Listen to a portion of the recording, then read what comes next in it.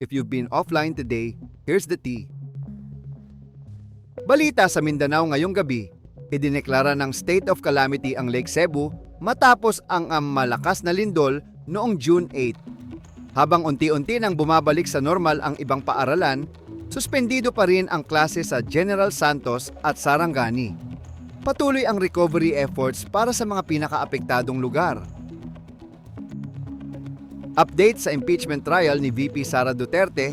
Pagkatapos ng pre-trial conference, plano ng prosecution team na talakayin ang tungkol sa conviction threshold.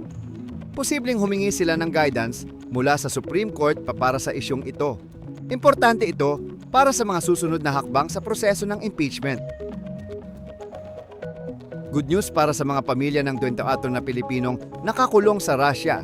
Pinayagan na silang palayain at pauwiin matapos makipag-usap si Pangulong Marcos kay Pangulong Putin. Matapos ang 9 na buwang pagkakakulong, makakauwi na rin sila sa Pilipinas. Heads up sa mga concerned citizens. May nakatakdang rally laban sa corruption sa June 28 sa EDSA People Power Monument.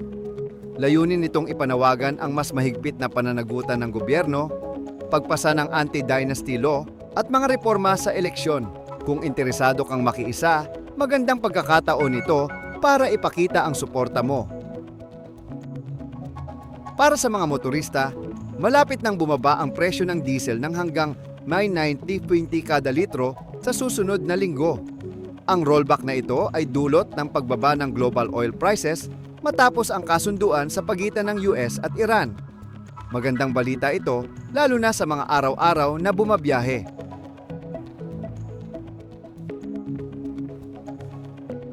Sa mga motorista, abangan ang malaking rollback sa diesel prices next week.